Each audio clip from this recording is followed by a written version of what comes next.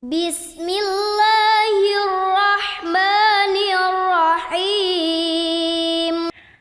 Assalamualaikum warahmatullahi wabarakatuh. Apa kabar semuanya? Alhamdulillah, bersama Salsabila. Allahu Akbar. Alhamdulillah teman-teman. Tidak terasa ya, sudah hari Jumat lagi saja, Masya Allah. Siapa yang tadi malam sudah membaca surat Al-Kahfi? Hebat. Siapa yang pagi ini bahkan sudah membaca surat Al-Kahfi lagi? Masya Allah, barakallahu fiik. Hebat teman-teman. Bagi teman-teman yang belum membaca surat Al-Kahfi, bisa membaca pagi ini atau nanti ba'da asar ya teman-teman. Jangan lupa sunnah-sunnah pada hari Jumat, yaitu salah satunya membaca surat Al-Kahfi dan menggunting atau memotong kuku. Ya, semoga teman-teman senantiasa Allah berikan cahaya dari hari Jumat ke Jumat selanjutnya.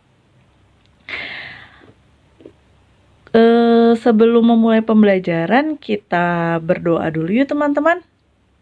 Oke, ista'dadna. Ya. Before we study, let's pray together. Pray begins. Bismillahirrahmanirrahim. Raditu billahi rabba wa bil islami dina wa bi Muhammadin nabiyyan wa rasula. Rabbi zidni ilma warzuqni fahma. Allahumma anfa'ni bima 'allamtani wa 'allimni ma yanfa'uni wa zidni ilma. Alhamdulillah. Sekarang kita akan memasuki lesson 5, yaitu judulnya adalah Happy Birthday. Happy Birthday. Pasti teman-teman tahu semua apa itu happy birthday, ya. Biasanya ini diucapkan ya ketika memperingati hari kelahiran. Iya, hari kelahiran di tahun yang berbeda. Sebenarnya dalam Islam boleh enggak sih teman-teman merayakan ulang tahun? Ayo, boleh enggak ya? Iya teman-teman, enggak boleh. Meskipun ada beberapa orang yang menjadikan alasan ya. Contohnya gini deh. Ini yang pertama, ada orang-orang yang menganggap bahwa perayaan ulang tahun itu sebagai bentuk ibadah dalam rangka mendekatkan diri kepada Allah. Contohnya misal di hari ulang tahunnya itu dia jadi bersedekah ke anak yatim, kemudian bersedekah ke orang miskin, seperti itu teman-teman. Berdoa seperti itu, dan itu tetap tidak dibenarkan ya, karena Rasulullah tidak pernah mencontohkan. Kemudian ada orang-orang yang menganggap bahwa perayaan ulang tahun sebagai bentuk adat kebiasaan semata, hanya sebagai sarana untuk bersenang-senang dan tidak dalam rangka ibadah.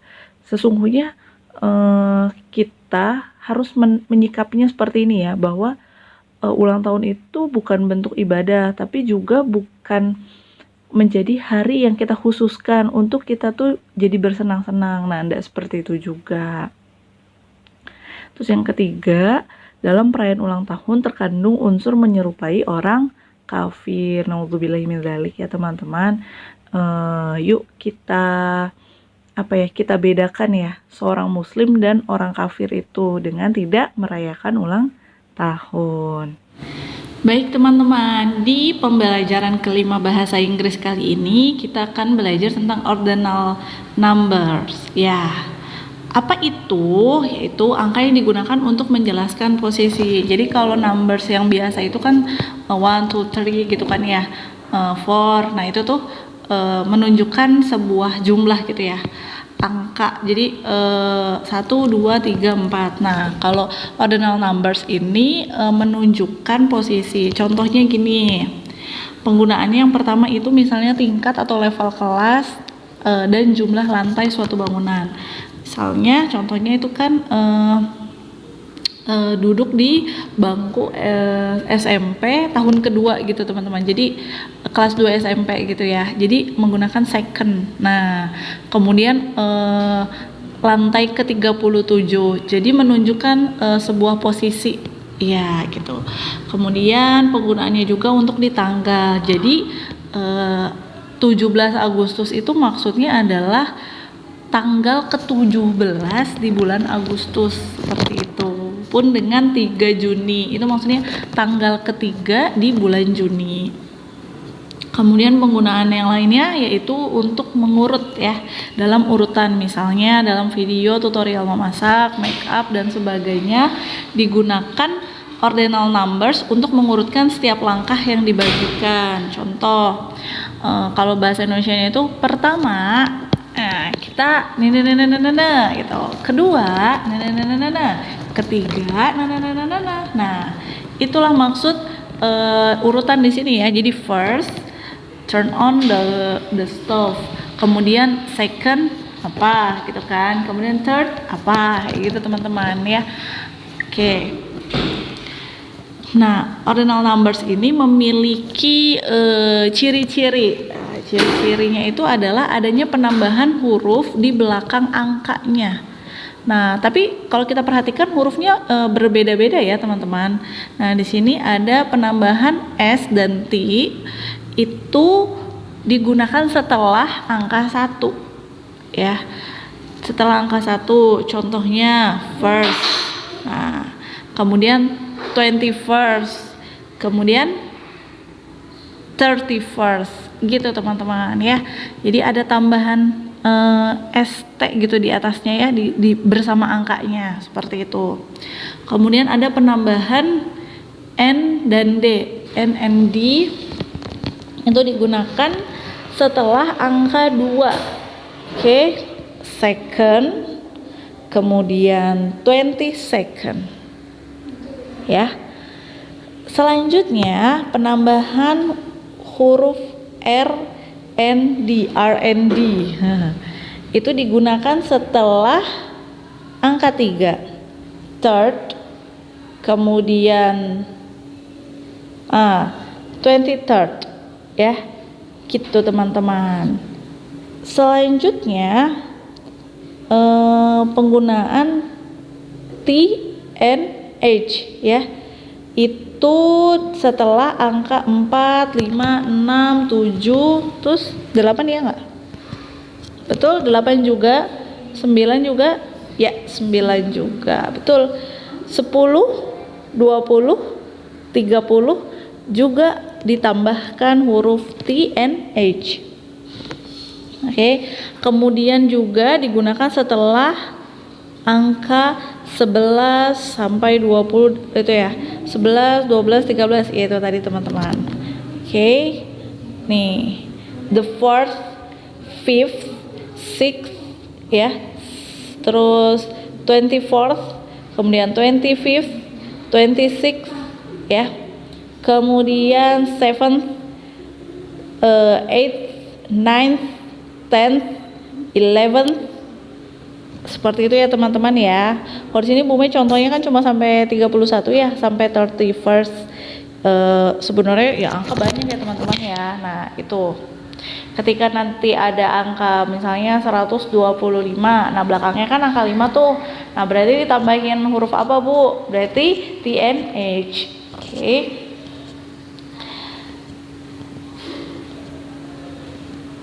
Nah, contoh penggunaan lainnya ordinal numbers itu di penulisan tanggal.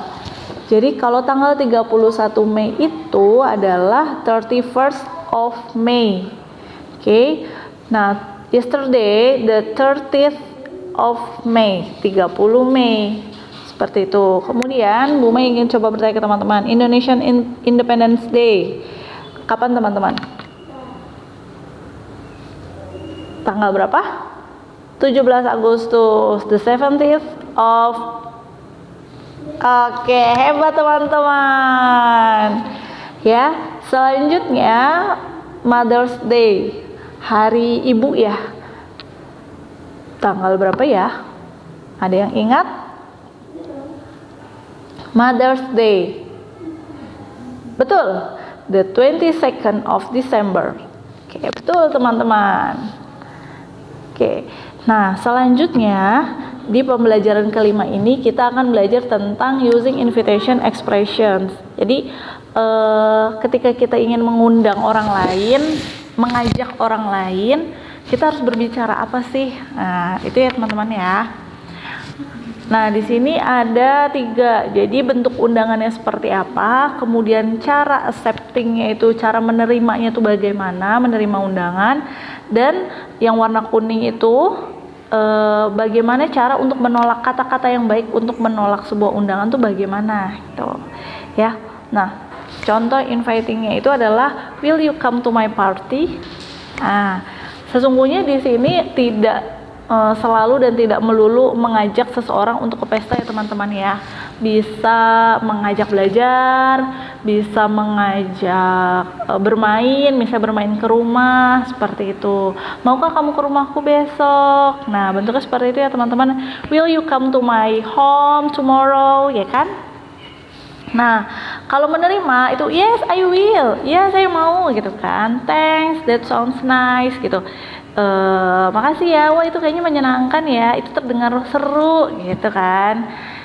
Nah, yes with my pleasure. Nah, itu tuh bentuk seperti ya, oh iya tentu aja dengan senang hati. Jadi dia tuh kayak oh iya seneng banget gitu, bentuknya seperti itu.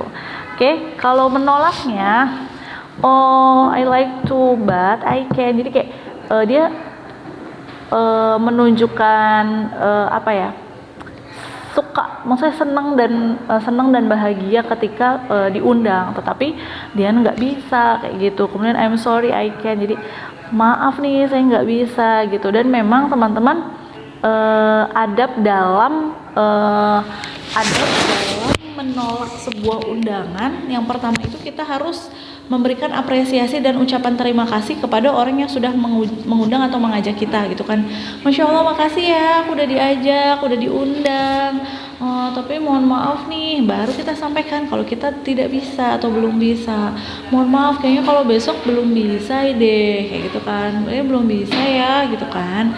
Nah, yang baik lagi teman-teman, ingin menunjukkan bahwa kita tuh bener-bener antusias loh, bener-bener ingin sekali gitu, dengan cara menawarkan, kalau nggak bisa besok gimana kalau lusa gitu teman-teman. Misalnya kita diajak pergi yuk besok misalnya ke rumah aku, kita belajar besok pagi gitu misalnya kan.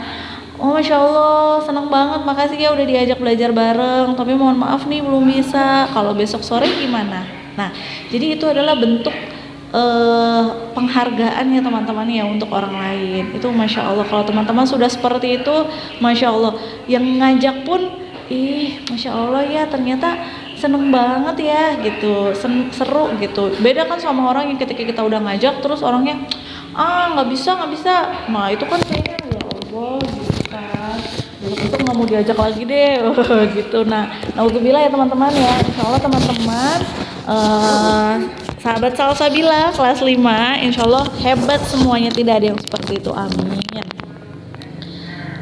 Nah di sini ada contoh conversation ya teman-teman ya, antara A and B.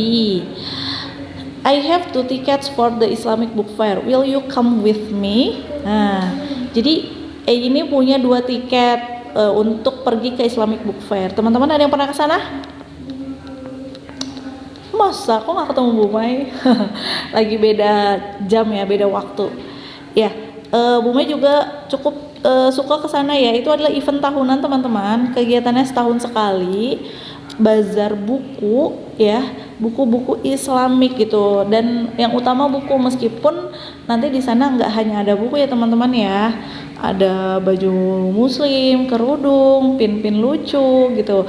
Kalau buat yang laki-lakinya juga ada kayak gitu ya. Nah, dan di sini ini mengajak B ya. Terus B merespon, when is it ya kan? Kapan? Kayak gitu kan. Terus Saturday morning gitu kan. Ya biasanya memang kegiatannya itu hampir sepekan teman-teman, dan biasanya puncaknya itu di weekend. Kalau nggak Saturday, di Sunday. Tuh. Nah, dia ngajaknya di Sabtu pagi. Nah, terus that sounds great. Itu menunjukkan apa coba? Diterima atau ditolak? Diterima aja kan ya, jadi dia wah iya gitu, wah iya menyenangkan gitu, jadi dia menerima ajakan seperti itu teman-teman. Sampai di sini cukup mudah difahami teman-teman. Alhamdulillah teman-teman bisa mengerjakan latihannya juga yang di buku ya. Alhamdulillah. Cukup sekian yang bisa Bu Mai sampaikan. Hari ini kita sudah belajar tentang ordinal numbers and using invitation expressions, betul ya. Semoga teman-teman mudah untuk mempelajari pembelajaran bahasa Inggris gitu ya. Semoga video pembelajaran ini membantu teman-teman untuk mudah memahaminya. Semoga ilmu yang teman-teman dapatkan dapat bermanfaat. Bu Mai ucapkan terima kasih dan mohon maaf bila ada kesalahan ya. Jika ada yang ingin disampaikan ke Bu Mai, boleh sampaikan di kolom komentar, di kolom tanggapan ya. Kemudian kita tutup pembelajaran dengan membaca hamdalah dan doa. Alhamdulillahirabbil alamin. Subhanakallahumma wa bihamdik. Asyhadu an la ilaha illa ant. Astaghfiruka wa atubu ilaik. Oke. Kita tutup dengan Bu Mai tutup dengan salam. Assalamualaikum warahmatullahi wabarakatuh.